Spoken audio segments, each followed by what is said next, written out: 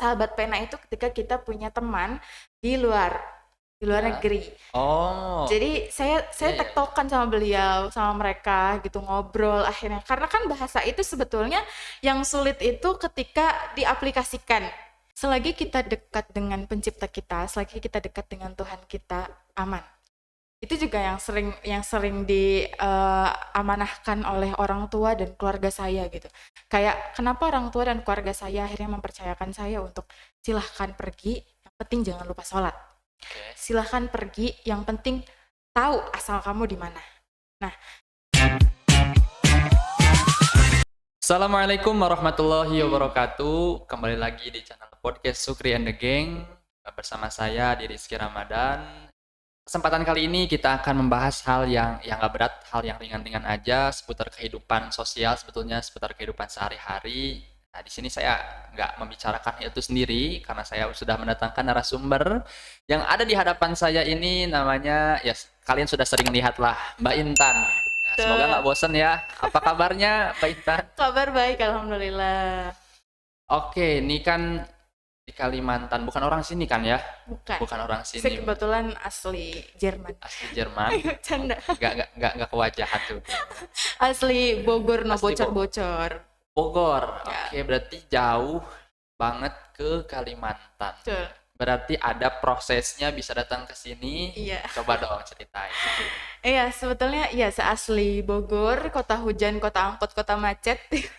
Saya asli Bogor, di Bogor saya lahir sekolah di sana, semuanya di sana. Pas ketika kuliah, saya akhirnya hijrah Berarti dominan di Bogor dari kecil dari kecil, sampai dari SMA bayi. Ya. dan memulai perjalanan hidup yang benar-benar keluar kota tuh dari SMA. Betul, dari SMA hijrah, akhirnya saya ke Tasikmalaya, Jawa Barat. Di Oke. sana saya mondok pesantren sambil kuliah.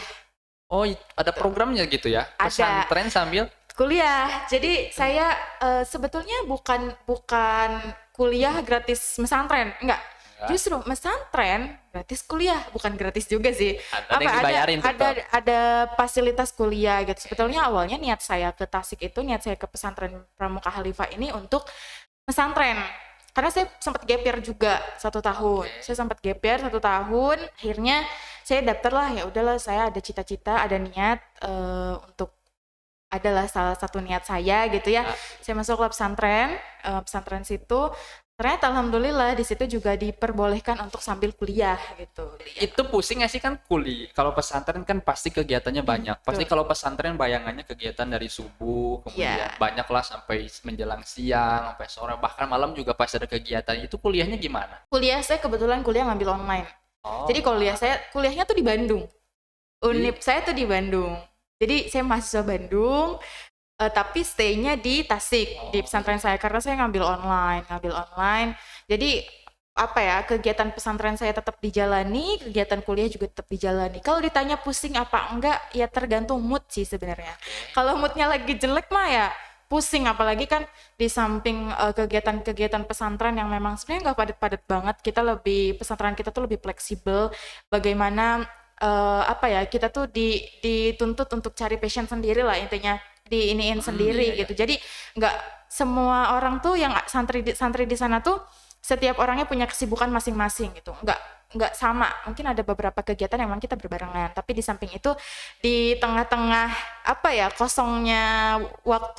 kekosongan waktu kita ngisi dengan minat-minat kita masing-masing gitu. Jadi sebetulnya se-fleksibel itu. Nah, saya pribadi pun kadang kalau misalkan memang lagi rajin mah ya, satu hari Ya. tuh full gitu ya, full kegiatan, ikut ini, ikut itu. Tapi ya tugas-tugas kuliah tetap kekejar. Jadi tetap ya produktif ya. Iya. Ibaratnya dunia dan akhirat terkejar lah kalau Iya, gitu kan. harus balance kan ya. Kita nggak ngejar toga wisuda aja Iya, gitu, iya. tapi kita ngejar mahkota buat di akhirat Oke, juga. poin.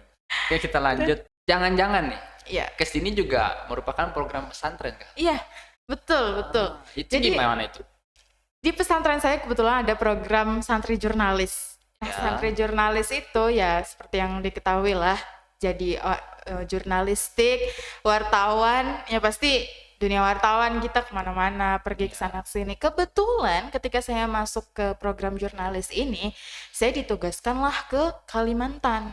unexpected banget kan, jauh keluar pulau gitu. Datanglah saya sekarang ada di Samarinda ini. Tapi memang basicnya suka jalan-jalan nggak sih? Iya, saya tipikal orang tuh yang suka traveling sebetulnya dari semenjak apa ya, dari dulu juga suka jalan-jalan kemana aja. Kayak bolak-balik mungkin Bogor, Jakarta, sekitaran Jabodetabek tuh udah Oke. Nah, ini kan ngebahas jalan-jalan traveling, berarti kan pergi dari rumah, bukan pergi maksudnya, ya pergi dari rumah dengan suatu tujuan lah Iya. intinya ya. Saya aja nih laki-laki kadang masih dipertanyakan, masih Betul. ada kekhawatiran. Apalagi biasanya perempuan. Mbak anak keberapa? Saya anak terakhir. Oh, apalagi anak terakhir kan. Iya. Anak terakhir itu biasanya bener-bener apa ya? Street parent kalau bahasa sekarangnya kan, Betul. bener-bener dijaga banget larangannya ini itu. Itu Betul. kok bisa? Apakah nggak ada kendala kah atau ya silahkan nggak usah pulang kah gitu? Ya enggak juga gitu ya, enggak juga. Pasti ya dari orang tua. Pasti kayak tiap mau pergi, apalagi keluar kota banyak kekhawatiran-kekhawatiran bukan cuman orang tua saya, tapi saya juga punya 3 abang, punya 1 kakak Oh, juga. ya. Saya berarti punya 3 bodyguard. Terus saya punya kakak perempuan juga gitu ya. Kebetulan saya tinggal sama papa saya. Jadi mama saya sudah duluan. Jadi ada 4 laki-laki di rumah saya, ditambah 1 perempuan pengganti mama saya gitu ya. Itu pasti khawatirnya banyak, apalagi perempuan kan. Ya, Mama betul, mama pasti. saya atau kakak perempuan saya tuh khawatirnya parah sih. Kayak, "Kamu ngapain sih jauh-jauh pergi ke sana ke sini? Kamu nggak capek?" gitu.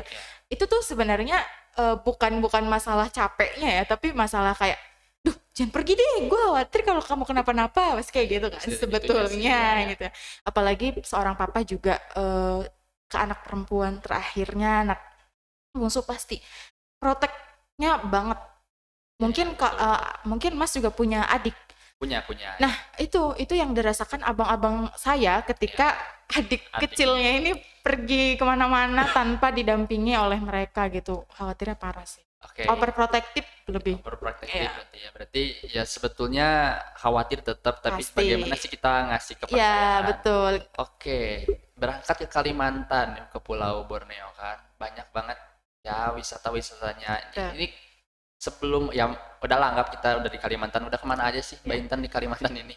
Selama 1 bulan ini saya baru menjajaki Balikpapan, Samarinda, Sangatta, kemarin sempat ke Tenggarong juga, ke Muara Kaman. Oh, Jadi kayak ada beberapa tempat juga yang mungkin sudah saya jajaki. berarti kalau misal dibandingkan dengan Jawa Barat, karena asal Jawa Barat, ya ngelihat apa ya potensi wisata atau secara lingkungannya lebih enak mana sih untuk dijadikan sebagai tempat traveling kayak bahasanya gitu. Kalau ditanya, kalau untuk perbandingan lebih enak mana, sebetulnya tidak bisa dibandingkan ya. Karena setiap kota tuh punya esensinya masing-masing. Setiap kota tuh punya apa ya, hal uniknya masing-masing. Ya. Contohnya kayak di Jawa Barat sama di sini. Mungkin kalau di Jawa Barat namanya juga Akamso kan, anak kampung sono. Kemana-mana lebih udah tahu gitu kan. Saya mau kemana, udah lebih tahu. Dan di sana mungkin apa ya, tempat-tempat kayak mall, perbelanjaan udah di mana-mana lah. Kalau di sini mungkin ada sini di depan.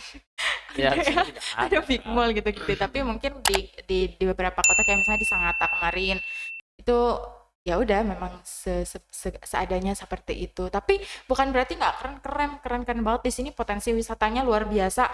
Kalimantan tuh kaya banget ternyata, eksotis banget ternyata. Jadi luar biasa. Kayak banyak tempat-tempat juga yang masih asri, yang masih apa ya, yang masih enak dipandang mata, yang enak adem gitu dipandang mata. Kalau di Bogor, Jakarta kan kita udah susah ya, susah nyari yang adem-adem tuh. Tapi kan di sini juga udara beda secara suhu. itu. Di Bandung tuh ya udahlah Betul. adem enak, apalagi Iya. daerah Lembang tuh Betul. yang potensi ya wisata di sana banyak. Kalau Betul. di sini kan pasti penyesuaiannya susah. Itu nggak jadi faktor ya enak ke Bandung lah daripada di sini gitu. Iya, sebetulnya sejauh ini belum jadi. Walaupun memang pada awal-awalnya susah juga nyesuaiin karena ya tadi biasanya 17 derajat atau mentok-mentok 24 derajat deh di Jawa sana gitu. Tiba-tiba datang ke sini 33 derajat sampai terasa 36 derajat, terasa 39 derajat. Ya, kita nggak bisa hidup jauh-jauh dari AC lah ujung-ujungnya kan. Nah, alhamdulillahnya mungkin karena saya di rumah di kamar ada AC, keluar dikit mungkin panas-panasan dikit naik motor masuk lagi ke ruangan ber-AC lagi ya. Kalau di sini nggak jauh-jauh dari AC, sedangkan kalau di Jawa Barat tuh kayaknya nggak perlu pakai AC juga gitu udah AC dingin. nggak laku Ya. di sana. AC nggak laku AC nggak laku. Kipas apalagi di angin juga Bandung, di Tasik kan ya. Tasik apalagi Tuh. mungkin ya. Oke, Mbak Intan sendiri yang memang sudah sering kemana-mana kan, jalurnya mungkin banyak, nggak hanya dari diri sendiri, nggak hanya dari pesantren, ada jalur lain nggak yang buat Mbak Intan tuh bisa pergi kemana-mana nih. Ini juga sekalian tips mungkin buat teman-teman. Apakah Iya. katanya kan pramuka juga, Iya. itu kan bisa bikin kita kemana-mana kan? Iya, sebenarnya kalau nyinggung soal pramuka bener banget sih. Saya mulai ikut pramuka tuh dari SD. Dari SD ikut pramuka, dan dengan ikut pramuka sih mulai aktif tuh, mulai benar-benar the truly anak pramuka tuh mungkin pas SMA ya, benar-benar kesan mungkin hal yang kecil dari sekolah ke sekolah, kecamatan ke kecamatan, kabupaten ke kabupaten, akhirnya kota ke kota gitu ya. Akhirnya sampai tingkat nasional gitu ya. Itu tuh salah satu tips saya sebetulnya. Tips saya untuk pramuka itu bukan kegiatan yang murah. Ya. Pramuka itu kegiatan yang mahal. Sesuatu yang kayak misal contoh, kegiatan nasional. Itu kalau jadi peserta tuh bisa bayar 3 juta lebih misalkan untuk satu kali kegiatan untuk satu orang gitu. Sedangkan tips saya selalu menjadi panitia. Tujuannya untuk apa? Tujuannya agar meminimalisir pengeluaran gitu. Karena kalau misalkan ada yang lebih minim, ya why not gitu kan? Iya, Ya betul. biaya yang lain bisa saya pergunakan untuk traveling lagi ke kota lain dan lainnya gitu. Begitupun dengan kegiatan-kegiatan yang mungkin deket-deket yang kabupaten gitu.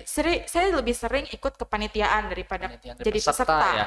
Karena kalau kepanitiaan kita ya free kayak cuman bayar transportasi dari tempat kita ke midpoint aja, sebetulnya ke tempat, ke lokasi aja, dan itu yang saya lakukan. Dan sebenarnya sih juga ada rencana satu yang belum saya capai itu ketika ikut pramuka, saya bisa ke luar negeri.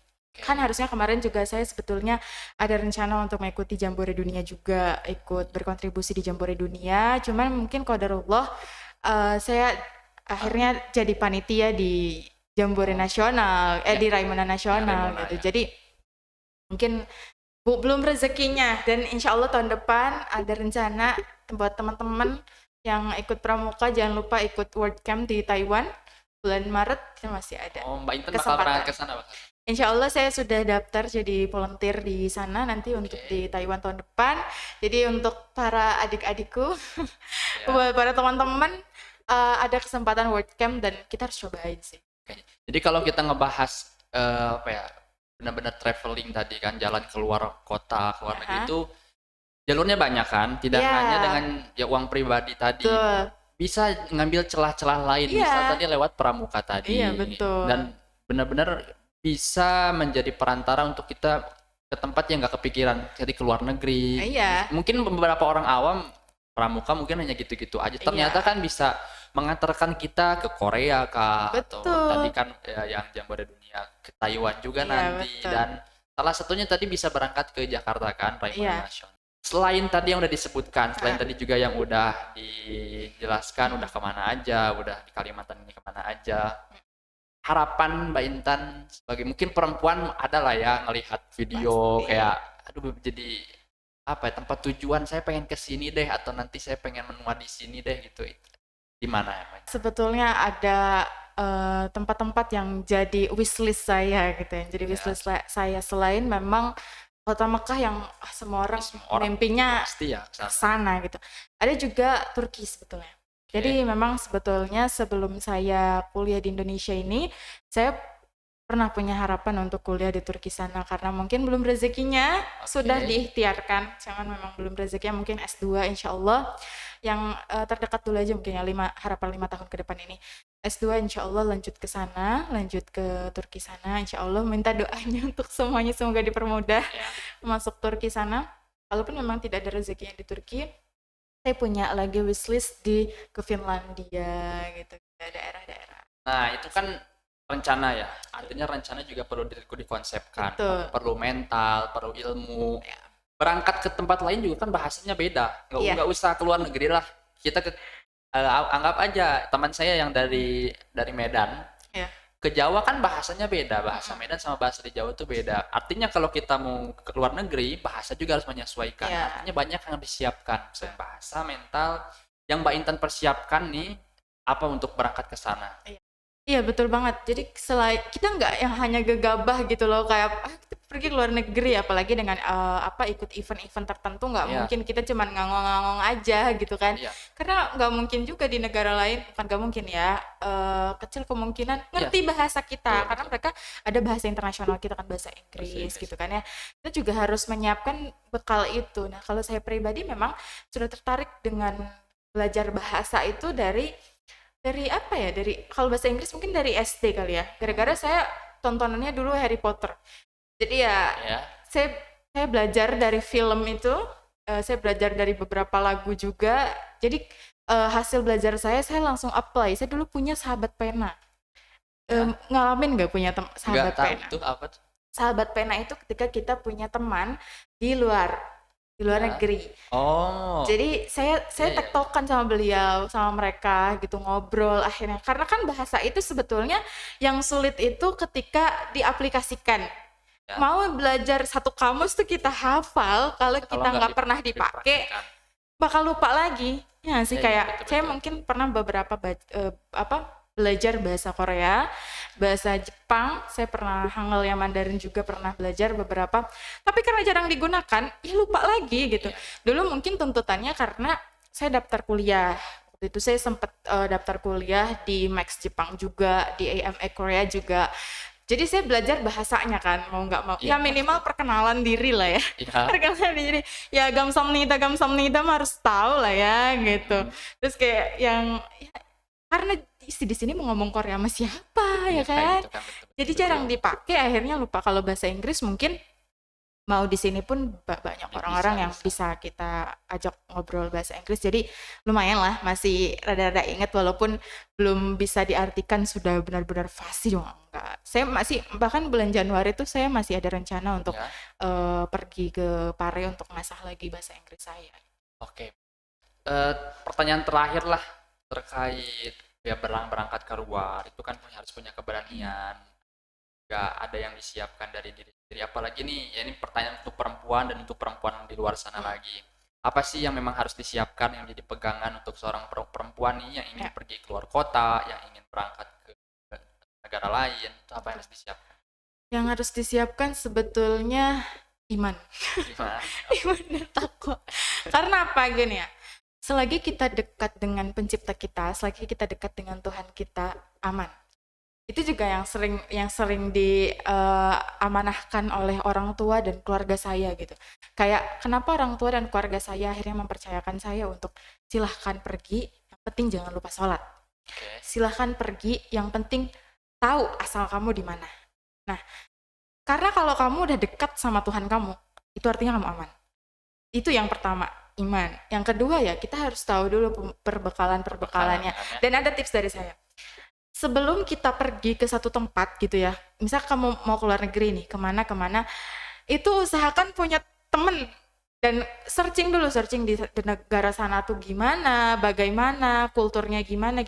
Dan kebiasaan saya adalah saya selalu cari temen di negara-negara tersebut. Waktu itu aja kan saya sempat beberapa kali daftar apply di beberapa negara. Saya cari tuh temen orang sana, orang-orang sana. Dan salah satunya sekarang memang yang di Turki pun karena memang wishlist saya S2 ke sana, jadi mau nggak mau saya harus memperbanyak teman di sana karena ketika nanti saya udah ada di sana, saya nggak terlalu kesulitan buat cuman sekedar nyari tempat penginapan di mana, buat cuman sekedar nyari tempat hangout yang enak di mana. Itu akan mempermudah ketika kita sudah punya teman, apalagi di negara-negara yang memang minoritas Islam dengan saya yang seperti ini.